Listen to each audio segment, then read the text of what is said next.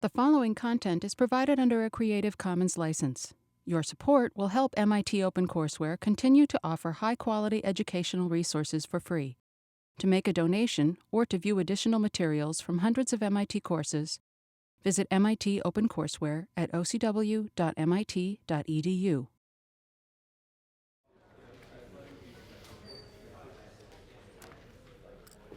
Last time we spoke about the Stern-Gerlach experiment and how you could have a sequence of Stern-Gerlach boxes that allow you to understand the type of states and properties of the physics having to do with spin 1/2. So the key thing in the Stern-Gerlach machine was that a beam of silver atoms, each of which is really like an electron with a magnetic moment, was placed in an inhomogeneous strong magnetic field, and that would classically mean that you would get a deflection proportional to the z component of the magnetic moment. What was the surprise that by the time you put the screen on the right side, it really split into two different beams, as if the magnetic moments could either be all the way pointing in the z direction or all the way down pointing opposite to the z direction, and nothing in between. A very surprising result. So after looking at a few of those boxes, we decided that we would try to model the spin 1/2 particle as a two-dimensional complex vector space. What is the two-dimensional complex vector space? Is the possible space of states of a spin 1/2 particle. So our task today is to go in detail into that and set up the whole machinery of spin 1/2. So we will do so even though we haven't quite yet discussed all the important concepts of linear algebra that we're going to need. So today I'm going to assume that at least you have some vague notions of linear algebra reasonably well understood, and if you don't, well, take them on faith today. We're going to go through them slowly in the next couple of lectures, and then as you will reread this material, it will make more sense.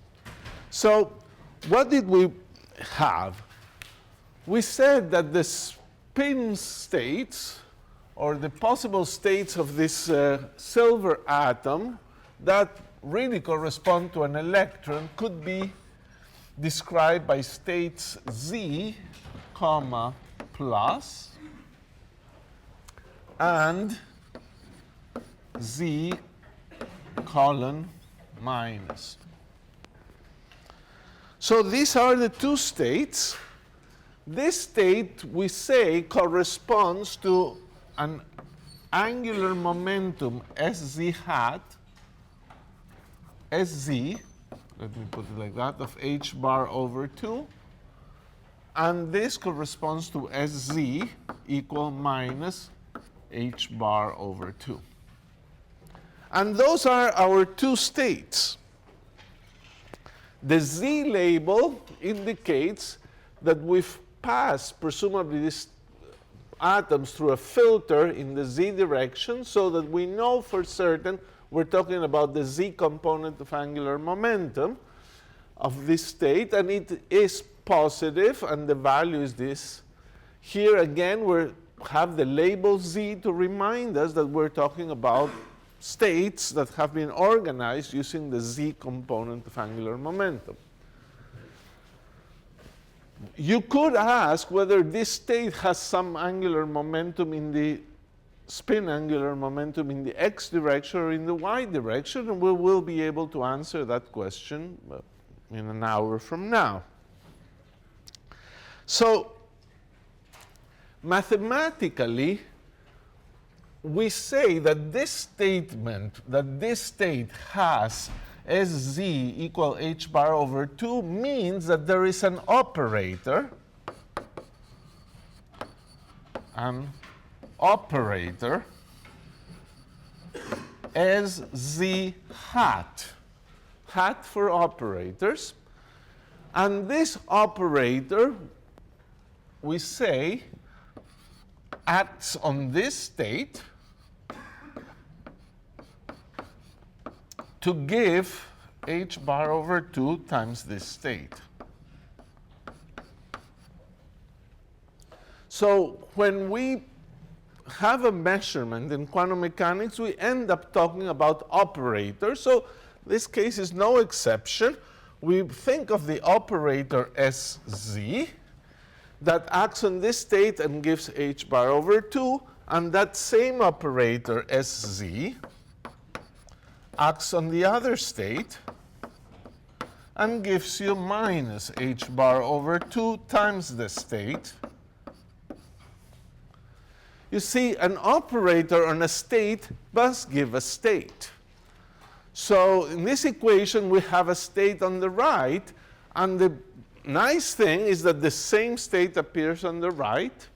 When that happens, you say that the state is an eigenstate of the operator, and therefore the states z plus minus are eigenstates of the operator as z with eigenvalues, the number that appears here, equal to plus minus h over 2.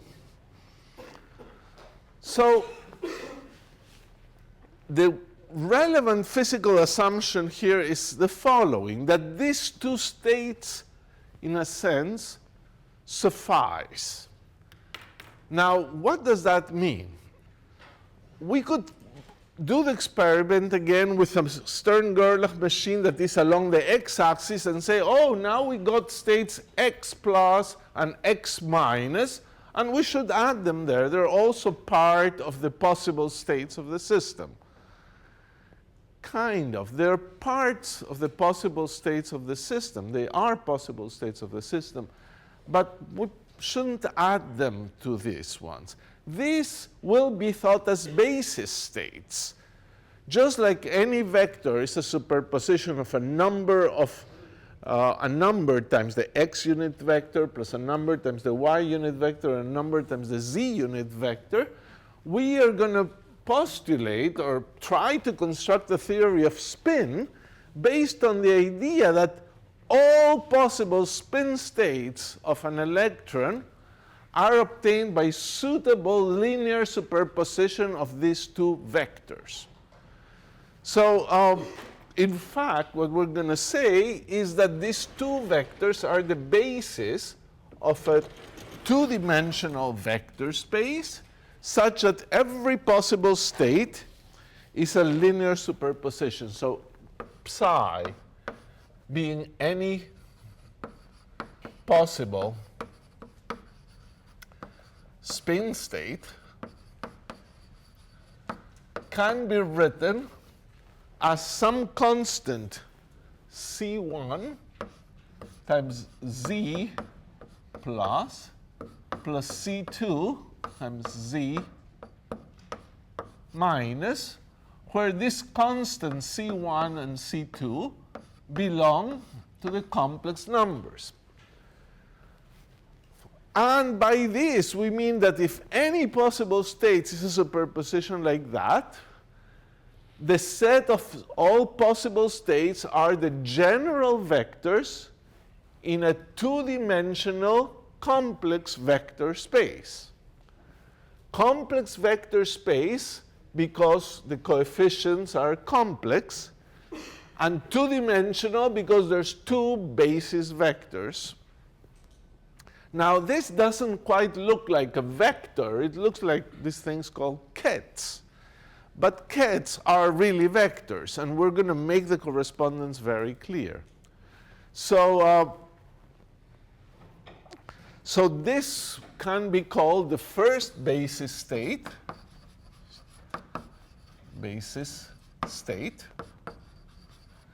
and the second basis state.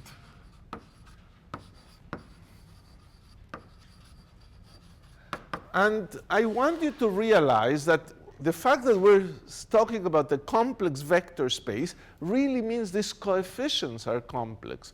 there's no claim that the vector is complex in any sense, or this one. They're just vectors. And this is a vector, and it's not like we say, oh, this vector is complex. No, a complex vector space, we think of a set of vectors, and then we're allowed to multiply them by complex numbers. Okay, so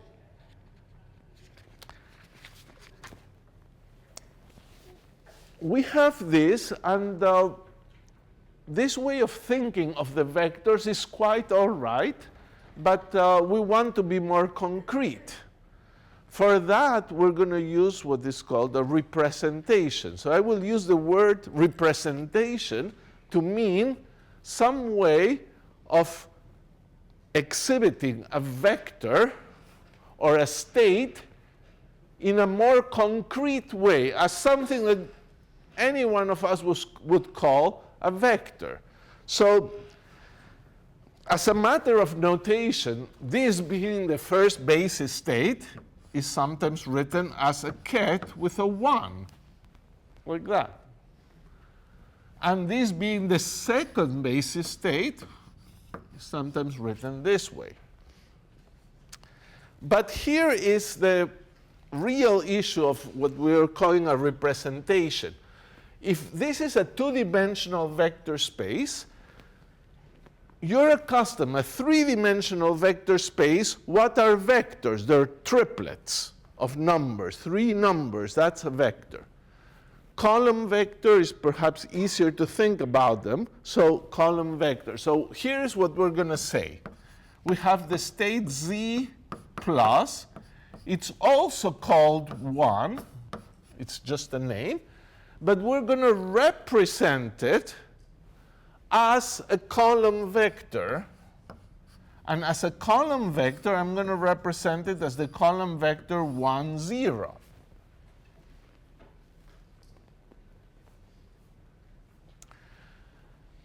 And this is why I put this double arrow. I'm not saying it's the same thing, although really it is.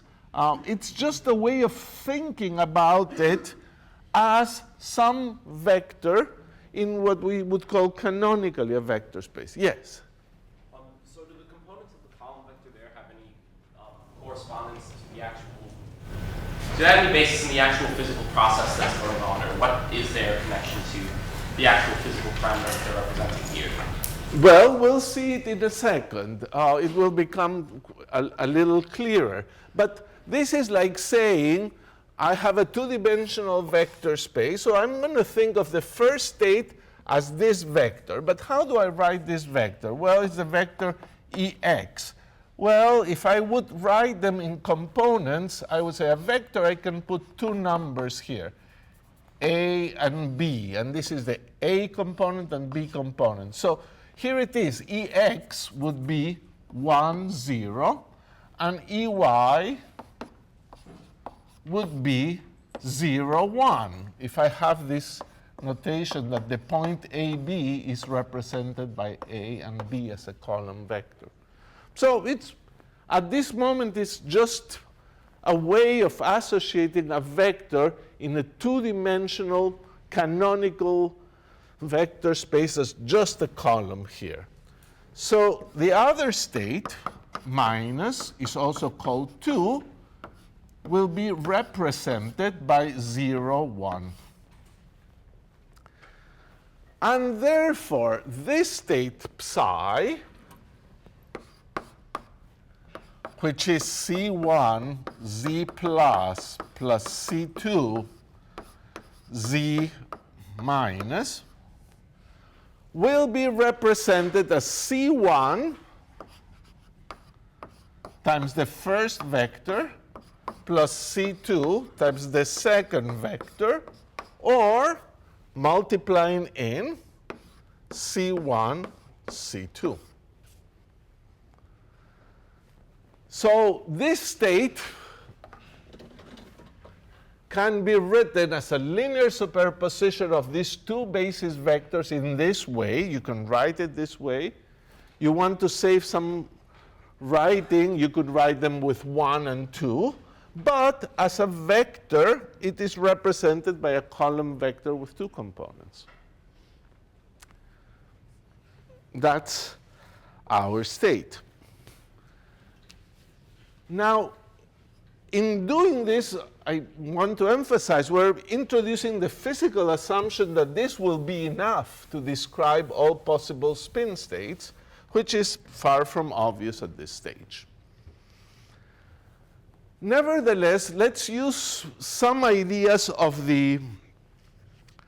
from the experiment, Stern-Gerlach experiment. We did one example of a box that filtered the plus z states and then put it against another z machine, and then all the states went through the up, which is to say the plus states have no amplitude, no probability to be in the minus states. They all went and go through the plus. So we're going to introduce now the physical translation of this fact as saying that these states are orthogonal to each other. So this will require the whole framework in detail of Brass and Kets to say it really precisely, but we're going to do that now and explain the minimum necessary for you to understand it, but we'll come back to it later. So this physical statement will be stated as z minus with z plus, the overlap, the bra-ket of this is 0. The fact that all particles went through and went out through the plus output will state it as, well, these states are well normalized. So z plus is 1. Similarly, you could have blocked the other input and you would have concluded that the minus state is orthogonal to the plus. So we also say that these two are orthogonal, and the minus states are well normalized. Now, here we had to write 4 equations.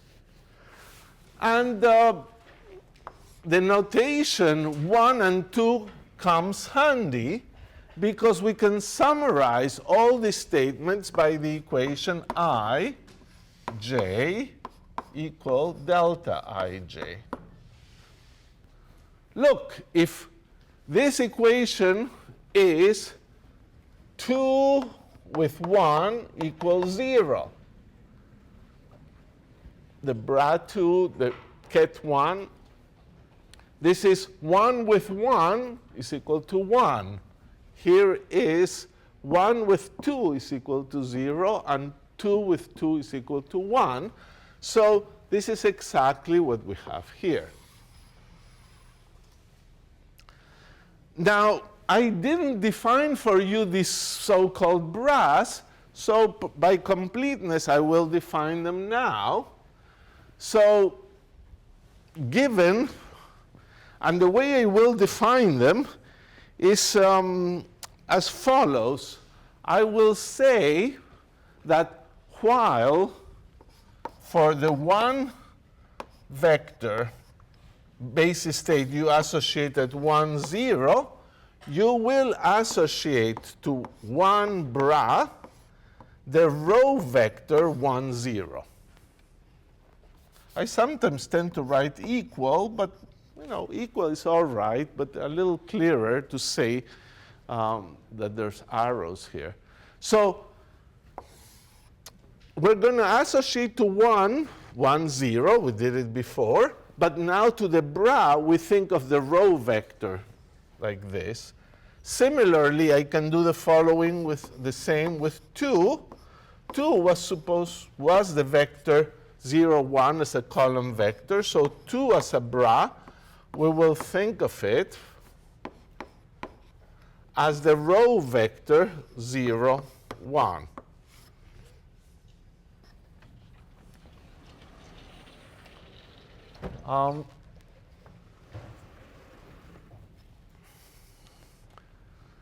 we're going to do this now a little more generally. So suppose you have a state alpha, which is alpha 1, 1, plus alpha 2, 2. Well, to this, you would associate the column vector alpha 1, alpha 2. Suppose you have a beta state, beta 1, 1, plus beta 2, 2. You would associate beta 1, beta 2 as their representations. Now, here comes a definition for which this is just a special case, and it's the definition of the general bra. So the general bra here, alpha, is defined to be alpha 1 star bra of the first plus alpha 2 star bra of the second. So this is alpha 1 star times the first bra, which we think of it as 1, 0, plus alpha 2 star times the second bra, which is 0, 1. So this whole thing is represented by alpha 1 star, alpha 2 star.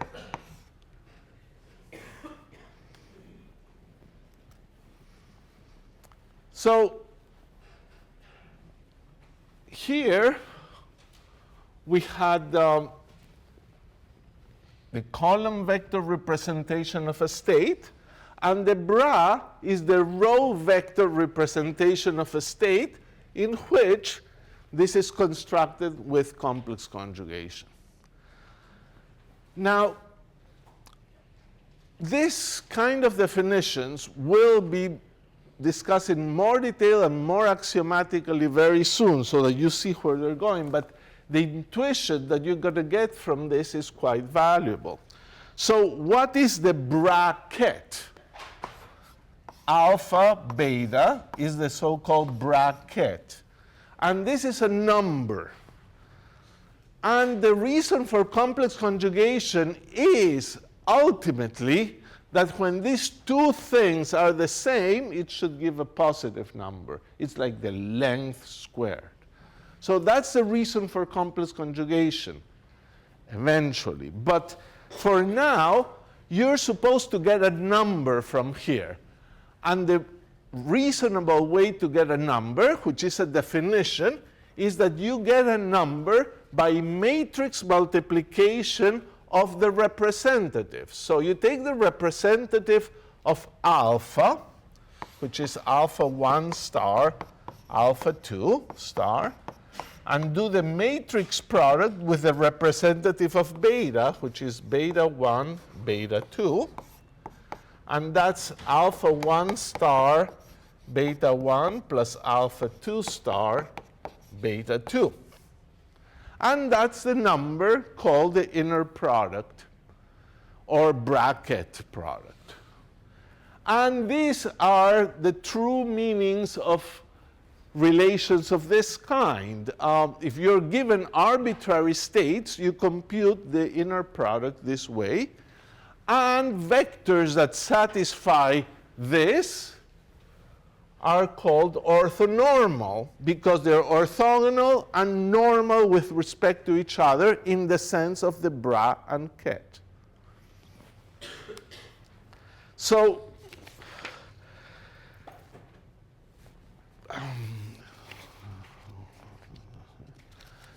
this definition, as you can see, is also consistent with what you have up there. And you can check it. You take I with j, 1, say, with 2, like this. You do the inner product, and you get 0. And similarly for all the other states. So let's then complete the issue of representations. We had representations of the states as column vectors, 2 by 2 column vectors, or row vectors. Now let's talk about this operator we started with. If this is an operator acting on states, now I want to think of its representation, which would be the way it acts on these 2 component vectors. So it must be a 2 by 2 matrix, because only a 2 by 2 matrix acts naturally on 2 component vectors. So here is the claim that we have. Claim that SZ hat is represented, but we'll just put equal, by this matrix.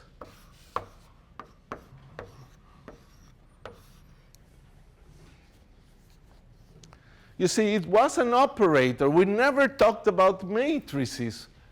But once we start talking of the basis vectors as column vectors, then you can ask if this is correct. So, for example, I'm supposed to find that SZ hat acting on the state 1 is supposed to be h bar over 2 times the state 1.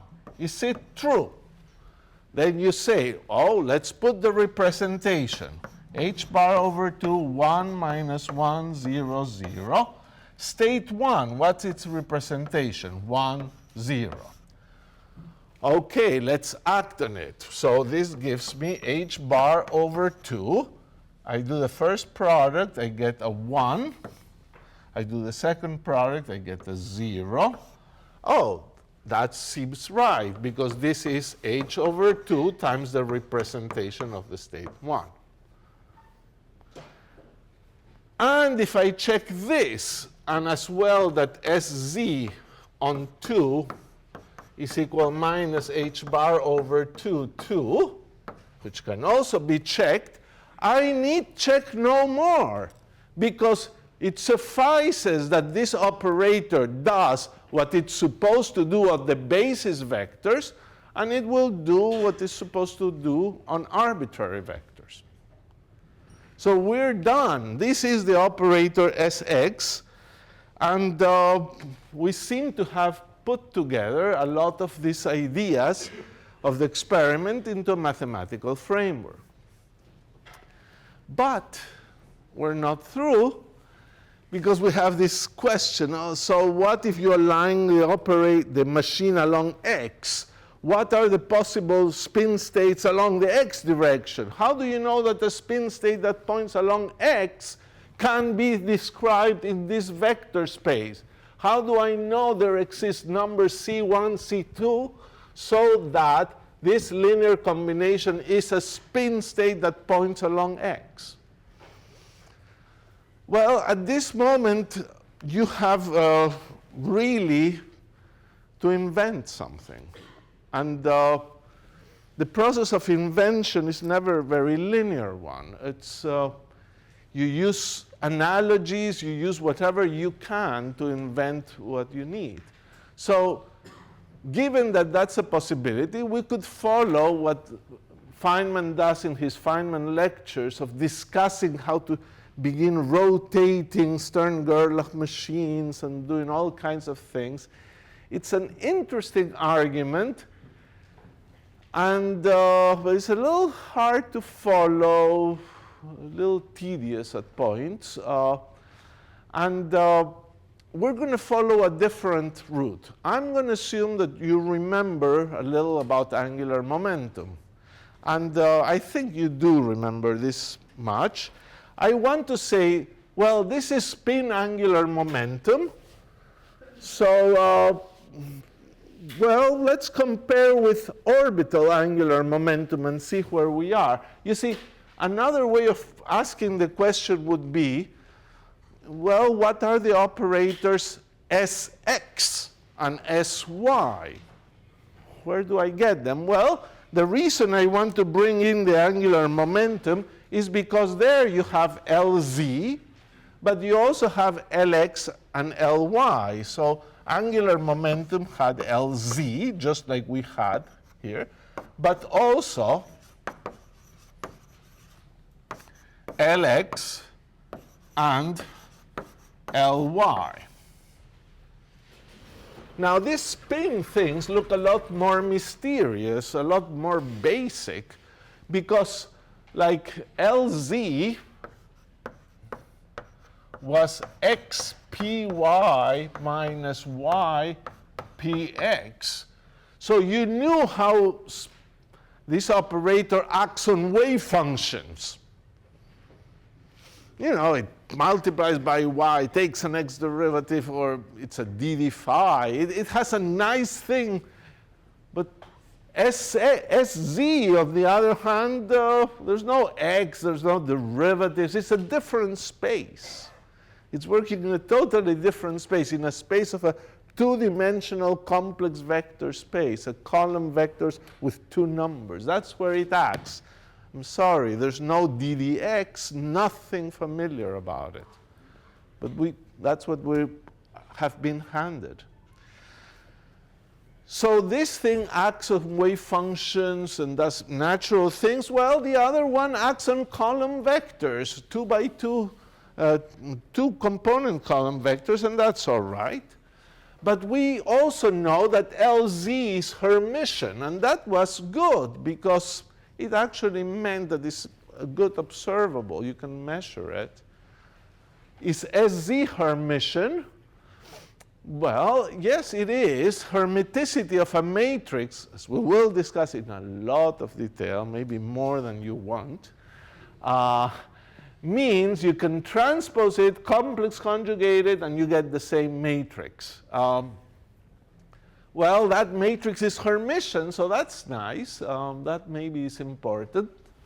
So what other operators we had, Lx and Ly? And if we think of Lx as L1, Ly as L2, and Lz as L3,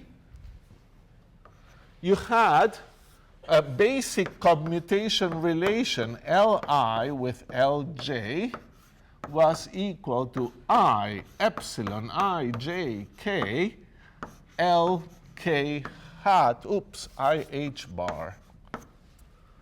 And this was called the algebra of angular momentum.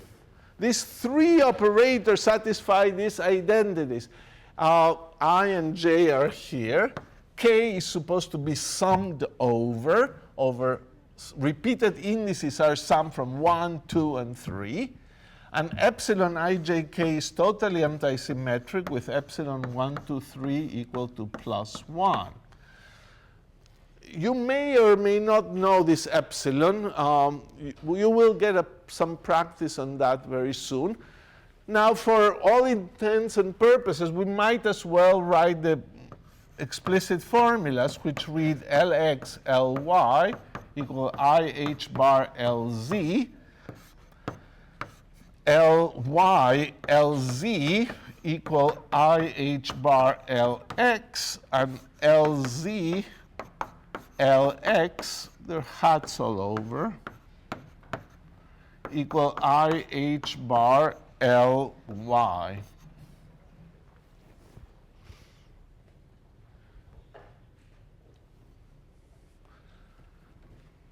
So we had this for orbital angular momentum or for angular momentum in general. So what we're going to do now is going to try to figure out what Sx, what are Sx and Sy by trying to find complete analogy. We're going to declare that S is going to be angular momentum, so we're going to want that Sx with Sy will be IH bar Sz, Sy with Sz will be IH bar Sx, and finally Sz with Sx is IH bar Sy. And we're going to try that these things be Hermitian, Sx and Sy. So let me break for a second and ask if there are questions. We're aiming to complete the theory by taking S to be angular momentum and see what we get. Can we invent operators Sx and Sy that will do the right thing? Yes? What's the name for the epsilon ijk? Like, I know there's a special name. Yeah. What's the name? Levi-Civita tensor. Levi-Civita, yeah, that's right. Levi-Civita tensor, and it can be used for cross products. It's very useful for cross products. It's a really useful tensor. Other questions? More questions about what we're going to try to do or this so far? Yes? So when you use the term representation, is that like the technical mathematical term of representation, like in algebra, or? Yes, it's representation of operators in vector spaces. So we've used a canonical vector space with column vectors represented by entries 1 and numbers, and then the operators become matrices. So whenever an operator is viewed as a matrix, we think of it as a representation. Other questions? Yes? Will we talk about later why we can make an analogy between L and S? Or is it the only reason that they're both angular momentum, so we can make that? Well, you see, this is a very strong analogy, but there will be big differences from orbital angular momentum and spin angular momentum, and basically having to do with the fact that the eigenvalues of these operators are plus minus h bar over 2. And in the orbital case, they tend to be plus minus integer values of h bar. So this is a very deep statement about the algebra of these operators that still allows the physics of them to be quite different. But this is probably the only algebra that makes sense as angular momentum. So we're going to try to develop that algebra like that as well here. You could take it to be an assumption. And as I said, an experiment doesn't tell you the unique way to invent the mathematics. You try to invent a consistent mathematics and see if it coincides with the experiment. And this is a very natural thing to try to invent. So what are we facing? We're facing a slightly non-trivial problem of figuring out these operators, and they should be Hermitian. So let's try to think of Hermitian 2 by 2 matrices. So here is a Hermitian 2 by 2 matrix. I can put an arbitrary constant here because it should be invariant under transposition, which doesn't change this diagonal value, in complex conjugation. So C should be real, D should be real.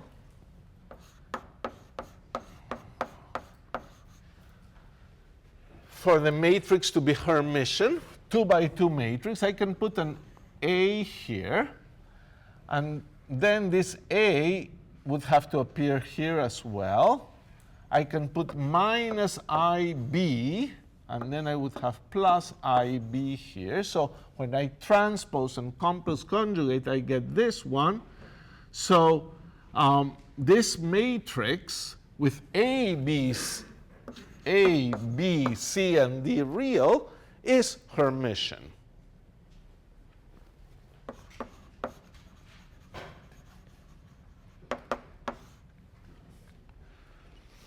Hermiticity is some sort of reality condition. Now, for convenience, I will put a 2C and a 2D here.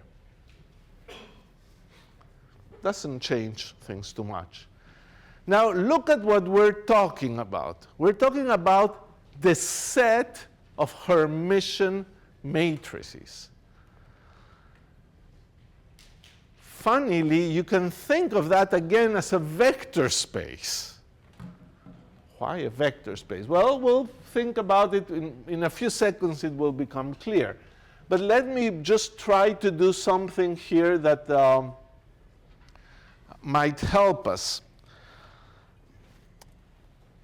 We are trying to identify Sx and Sy from here so that these commutation relations hold. Well, if Sx and Sy have anything to do with the identity matrix, they would commute with everything and would do nothing for you. So I will remove from these matrices that I'm trying to understand something having to do with the identity. So I'll remove a Hermitian matrix, which is C plus D times the identity, the 2 by 2 identity matrix. This is a Hermitian matrix as well. And I can remove it, and then this matrix is still Hermitian. And this piece that I've removed doesn't change commutators as they appear on the left-hand side. So if you have an Sx and an Xy here, and you're trying to do a computation, it would not contribute. So might as well just get rid of them. So if we remove this, we are left with, you're subtracting C plus D from the diagonal. So here you'll have C minus D. Here you'll get D minus C, A minus IB, and A plus IB. And we should keep searching for Sx and Sy among these matrices. But then you say, look, I already got Sz, and that was Hermitian. And Sz was Hermitian, and it had a number and the opposite number on the other diagonal entry. If Sx and Sy have a little bit of Sz, I don't care. I want this like being independent matrix. I don't want to confuse the situation. So if this thing has something along Sz, I want it out. So since precisely this number is opposite to this one, I can add to this matrix some multiple of Sz and kill these things in the diagonal. So add a multiple, add an Sz multiple, and we finally get this matrix, 0, A minus IB, A plus IB, and 0.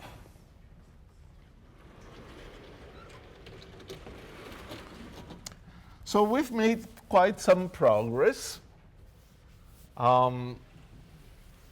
Let's see now what we have. Well, that matrix could be written as A times 0, 1, 1, 0 plus B times 0 minus I, 0.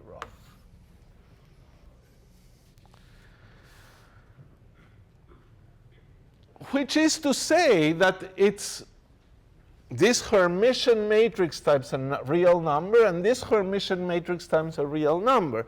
And that makes sense, because if you take a Hermitian matrix and multiply by a real number, the matrix is still Hermitian.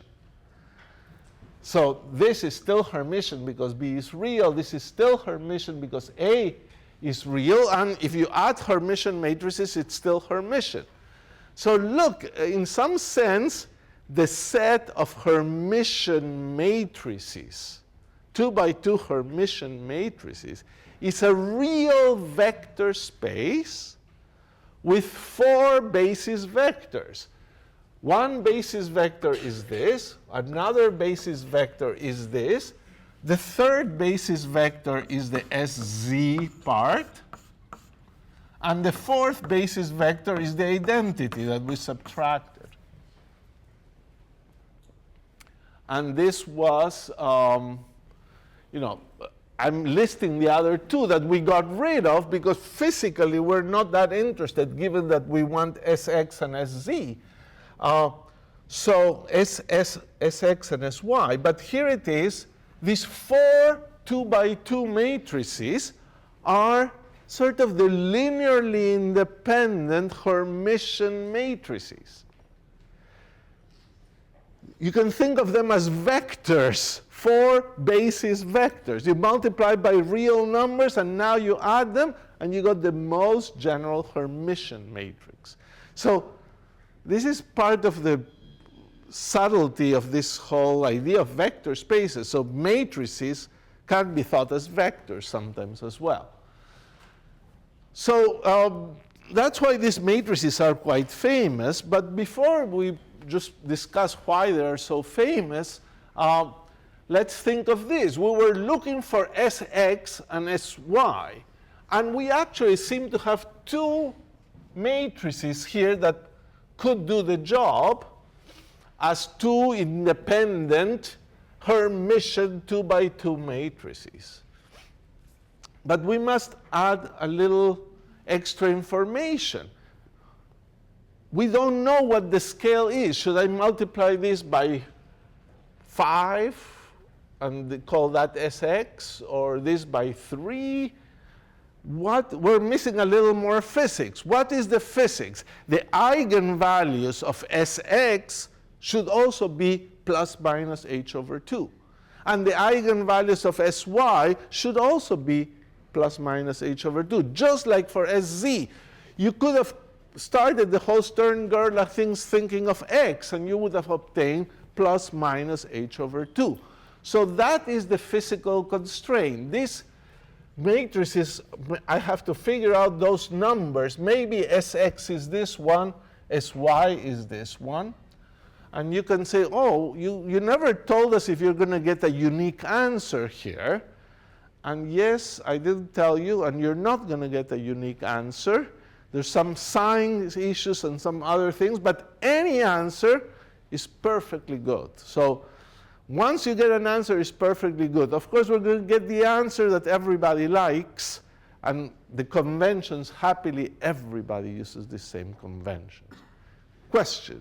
So I have a related question, because at the beginning we could have chosen the top right entry to be A plus IB and the bottom left to be A minus IB, and that would have yielded a different basis matrix. Right, I would have called this plus and minus. So yep. Are we going to show later that this is the correct form for the... No, it's not the correct form. It is a correct form, okay, and it's equivalent to any other form you could find. That's what we can show. In fact, I will show there's an obvious ambiguity here.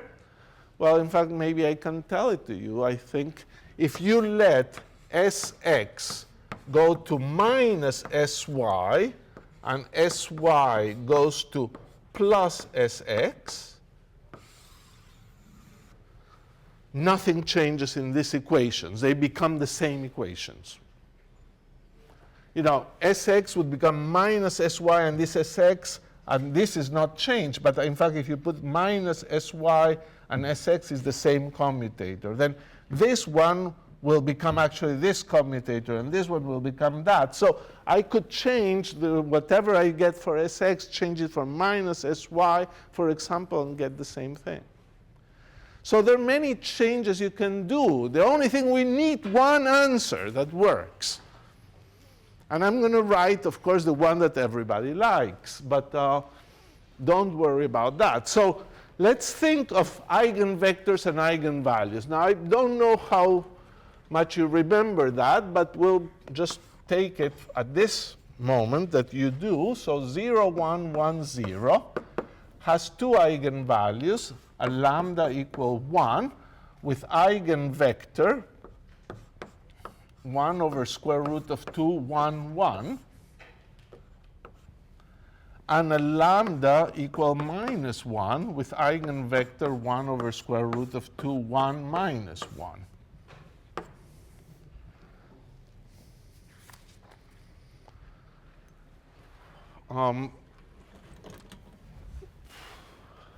The other one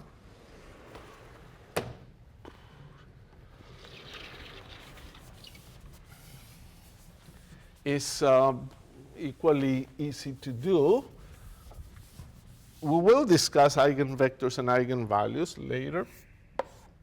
Minus I 0, 0 has a lambda equal 1 eigenvector with components 1 over square root of 2, 1, and I.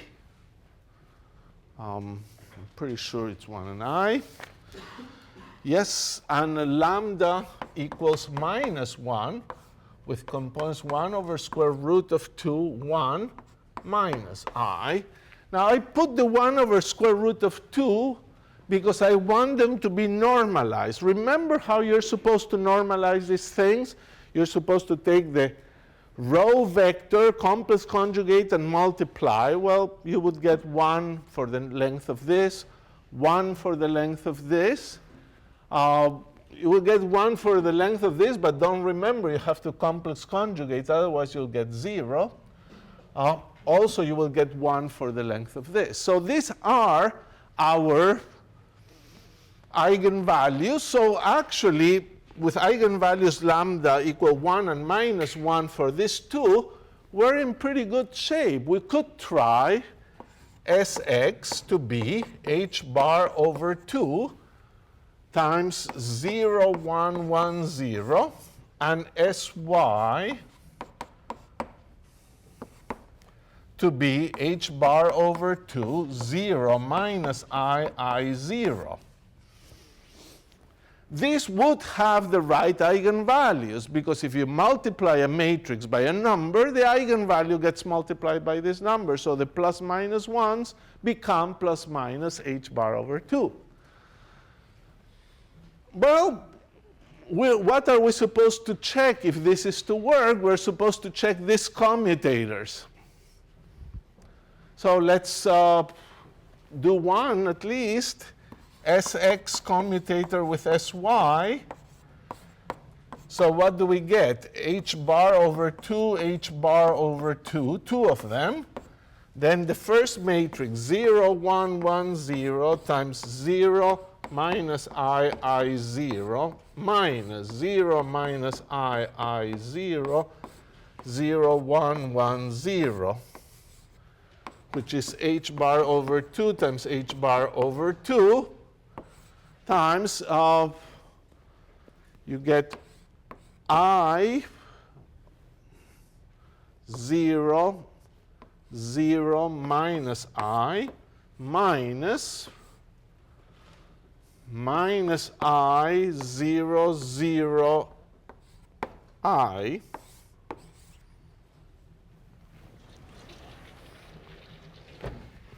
And we're almost there.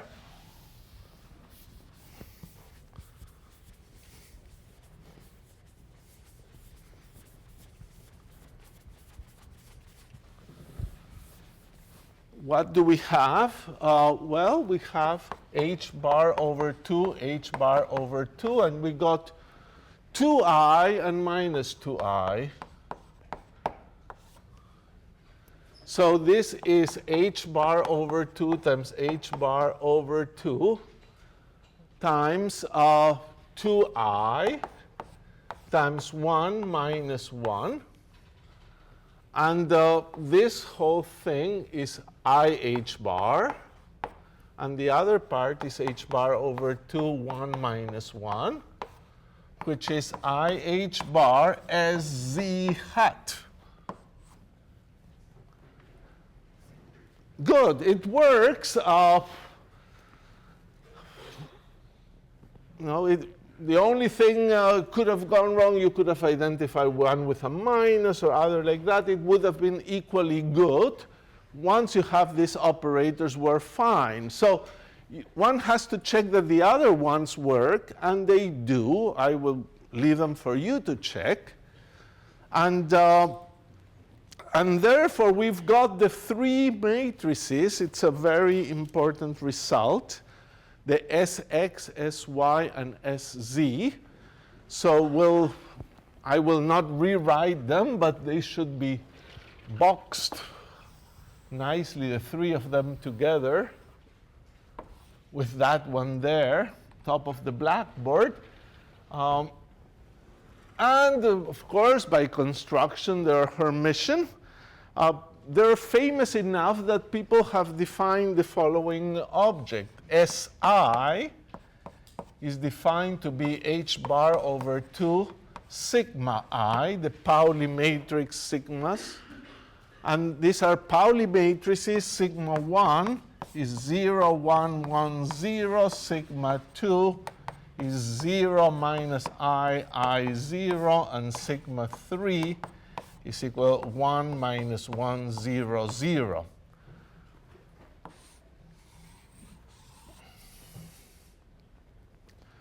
Okay, so in principle, yes, question. Is it at all significant that the Pauli matrices all square to be identity? Yes, it is significant. We'll use it, although at this moment it's not urgent for us. We'll have no application of that property for a little while, but it will help us do a lot of the algebra of the Pauli matrices. Well, this just follows from the statement about the eigenvalues, right? Sorry? Doesn't that just follow from, that follows from the eigenvalue properties that we use, right? That the spins are basically plus or minus 1 of the because those are both squared, then if we square it, we get the same, we got 2 eigenvalues that are identical. Yeah, that's right. I think so. Our eigenvalues, let me see, yeah. That's squared. Yeah, yeah, it's true. The fact that the eigenvalues are plus minus 1 will imply that this matrix is square to themselves. So it's incorporated in our analysis. The thing that I was saying is that you don't sort of need it in the expression of the commutators. So in the commutators, it didn't play a role to begin. We put it as an extra condition. Now, what is the next thing we really want to understand is in terms of plane states, we now have the answer for almost most of the experiments we could do. So in particular, remember that we said that we would have Sx, for example, having states x plus minus, which are h bar over 2 plus minus x comma plus minus. So the states along the x direction referred like that would be these eigenstates of the Sx operator. But we've calculated the eigenstates of the Sx operator. They're here. The Sx operator is h bar over 2 times this matrix, and we have those things. So the plus eigenvalue and the minus eigenvalue will just show up here. So let me write them and explain in plain language what the states are. So the eigenstate with lambda equal 1, that would correspond to h bar over 2, so the x plus corresponds to this vector. So what is that state?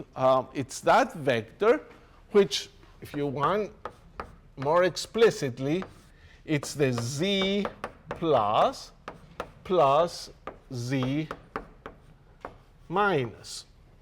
This is the state 1 over square root of 2, 1, 1.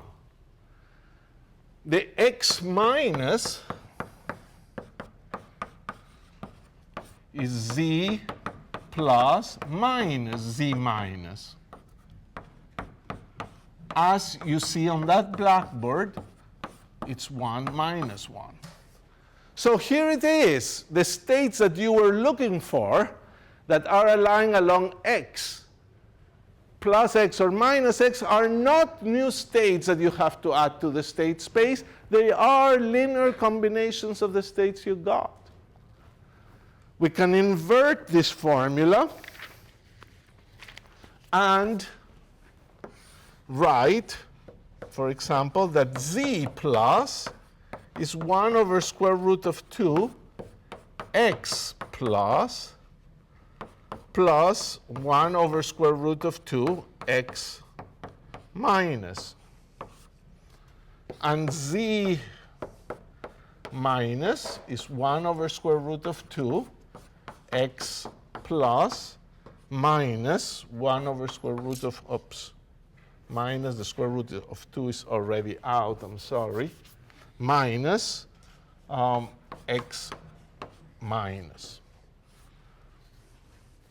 So actually, this answers the question that you had. For example, you put a z plus state and you put an x filter.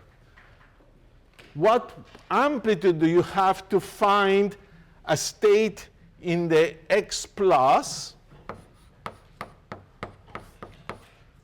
given that you start with a state on the z plus? Well, you put an x plus from here. This, you get 1 from this and 0 from this one, because the states are always orthogonal. These states are orthogonal. You should check that. And therefore, this is 1 over square root of 2. If you ask for x minus with respect to z plus, that's also 1 over square root of 2. And these are the amplitude for this state to be found in these. For this state to be found in them, they're equal. The probabilities are 1/2. And that's good. Our whole theory of angular momentum has given us something that is perfectly consistent with the Stern-Gerlach experiment and gives you these probabilities. You can construct in the same way the y states. So the y states are the eigenstates of that second matrix Sy that we wrote on the left. So this matrix is Sy, so its eigenstates, I'm sorry, it's there. Sy is there. So the eigenstates are those, so immediately you translate that to say that Sy has eigenstates y plus minus, whose eigenvalues are plus minus h bar over 2y plus minus, and y plus is equal 1 over square root of 2 z plus, and look at the first eigenvector, plus I z minus. And in fact, I can put one formula for both. Here they are. So it's kind of neat that the x ones were found by linear combinations and they're orthogonal. Now, if you didn't have complex numbers, you could not form another linear combination that is orthogonal. But thanks to these complex numbers, you can put an I there. There's no I in the x ones. And the states are orthogonal, something that you should check. So again, you can invert and find the z states in terms of y's, and you would conclude that the amplitudes are really the same up to signs or maybe complex numbers, but the probabilities are identical. So we've gotten a long way. We basically have a theory that seems to describe the whole results of the Stern-Gerlach experiment. But now your theory can do more for you. In the last few minutes, we're going to calculate the states that are along arbitrary directions. So here I produced a state that is along the x direction plus and along the x direction minus. What I would like to construct to finish this story is a state that is along some arbitrary direction. So the state that points along some unit vector n. So here is space, and here is a unit vector n with components nx, ny, and nz. Or you can write the vector n as nx, ex, plus ny, ey, plus nz, ez. And I would like to understand how I can construct in general a spin state that could be said to be in the n direction. We have the ones along the z, x, and y, but let's try to get something more general, the most general one.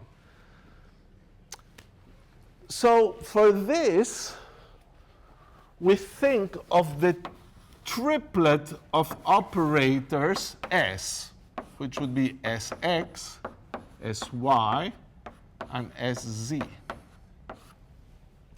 Now you can, if you wish, write this as Sx hat Ex vector plus Sy hat Ey vector plus Sz hat Ez vector. But this object, if you write it like that, is really a strange object. Think of it. It's matrices or operators multiplied by unit vectors. These vectors have nothing to do with the space in which the matrices act. The matrices act on an abstract two-dimensional vector space, while these vectors are sort of for accounting purposes. That's why we sometimes don't write them and say we have a triplet. So this product means almost nothing. They're just sitting together. You could put the E to the left of the X or to the right. It's a vector. You're not supposed to put the vector inside the matrix either. They don't talk to each other. It's an accounting procedure that is useful sometimes. We will use it to derive identities soon, but it's an accounting procedure. So here is what I want to define. So this is a crazy thing. It's some sort of vector-valued operator or something like that. But what we really need is what we'll call S hat n, which will be defined as n dot s, where we take naively what a dot product is supposed to mean. This component times this component, which happens to be an operator, this times this times that. So nx sx plus ny sy plus nz sz. And this thing is something very intuitive. It is just an operator. It doesn't have any more a vector with it. So it's a single operator. If your vector points in the z direction, nx and ny is 0, and you have sz because it's a unit vector. If the vector points in the x direction, you get sx. If the vector points in the y direction, you get sy. In general, this we call the spin operator in the direction of the vector n. Spin operator in the direction of n. Okay, so what about that spin operator? Well, it had eigenvalues plus minus h bar over 2 along z, x, and y. Probably it does still have those eigenvalues, but we have to make this a little clearer. So for that, we'll take nx, ny, and nz to be the polar coordinate thing. So this vector is going to have a theta here and the azimuthal angle phi over here. So nz is cosine theta. Nx and ny have sine theta. And nx has cos phi, and this one has sine phi. So what is the operator Sn vector hat? Well, it's nx times Sx. So I'll put an h bar over 2 in front. So we'll have nx sigma x, or sigma 1, plus ny sigma 2, plus nz sigma 3. Remember, the spins operators are proportional h bar over 2 times the sigmas. So sigma 1, sigma 2, sigma 3. And look what we get, h bar over 2. Sigma 1 has an nx here, nx. Sigma 2 has minus I ny plus I ny. And sigma 3 would have an nz minus nz. So this is h bar over 2. Nz is cosine theta. Nx minus I ny, you would say, oh, it's a pretty awful thing, but it's very simple. Nx minus I ny is sine theta times e to the minus I phi.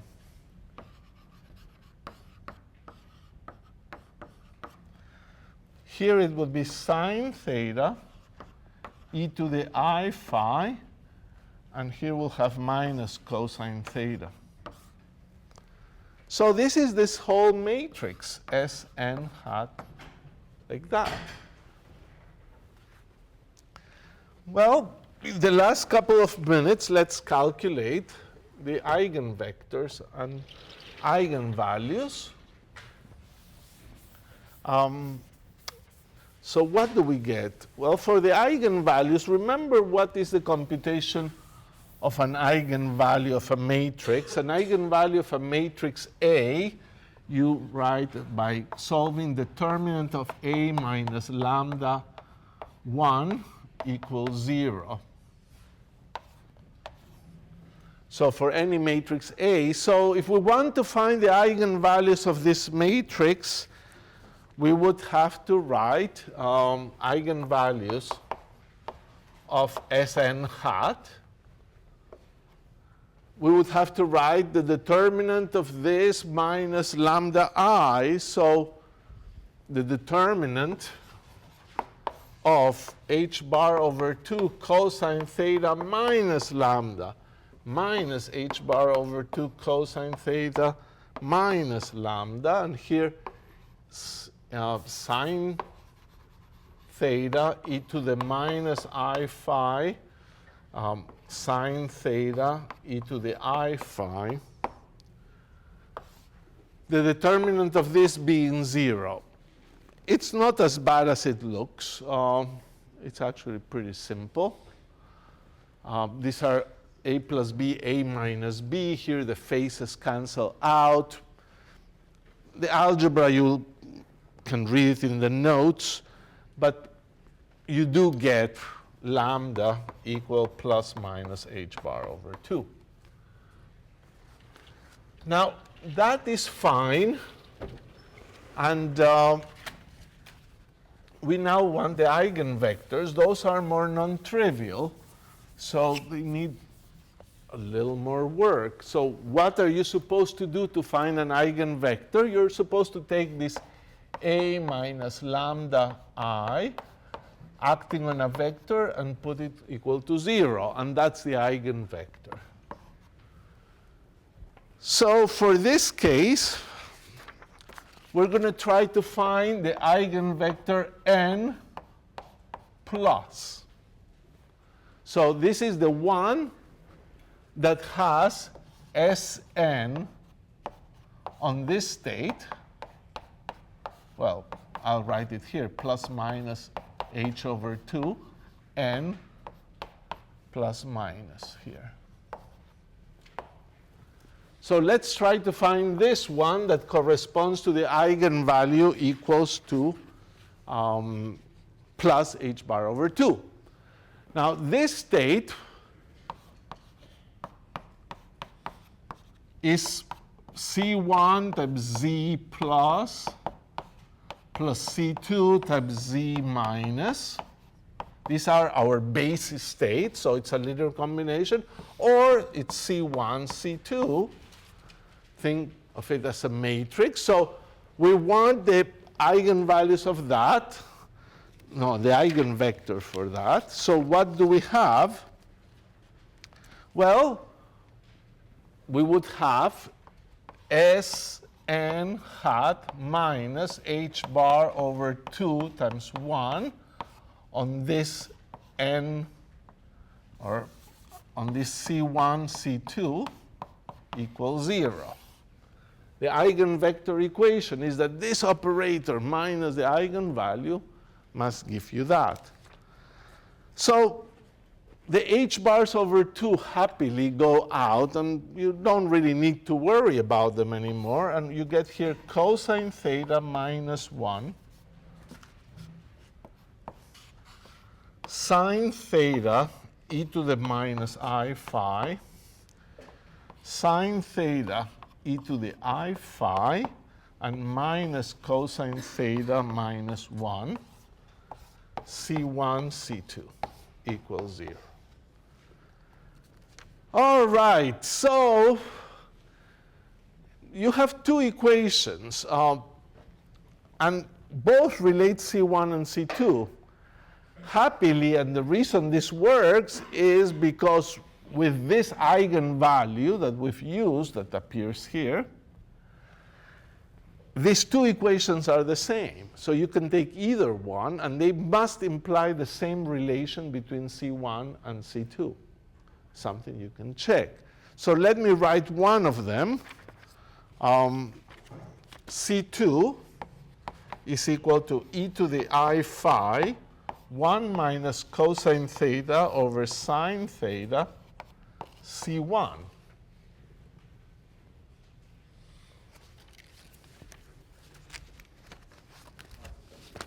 One second.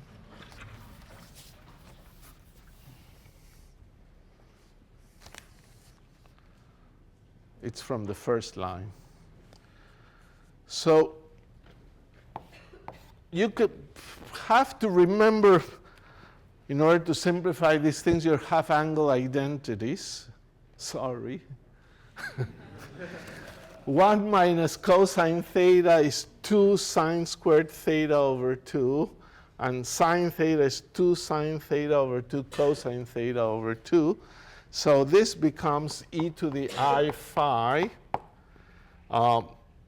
sine theta over 2 over cosine theta over 2 C1.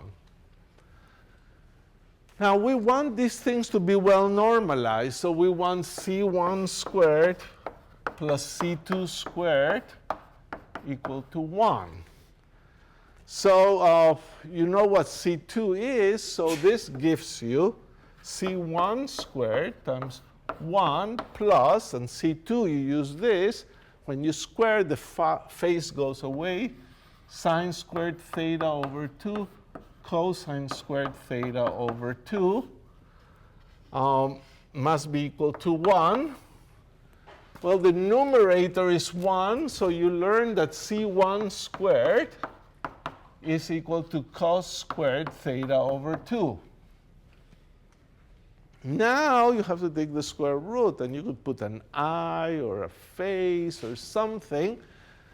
But look, whatever face you choose, you could choose C1 to be cosine theta over 2 and say, I'm done, I want this one. Somebody would say, no, but let's put a face, e to the I pi over 5. Say, that doesn't look good. What for? Even worse, this face will show up in C2 because C2 is proportional to C1. So I can get rid of it. I only should put it if I really need it. And I don't think I need it, so I won't put it. And you can always change your mind later.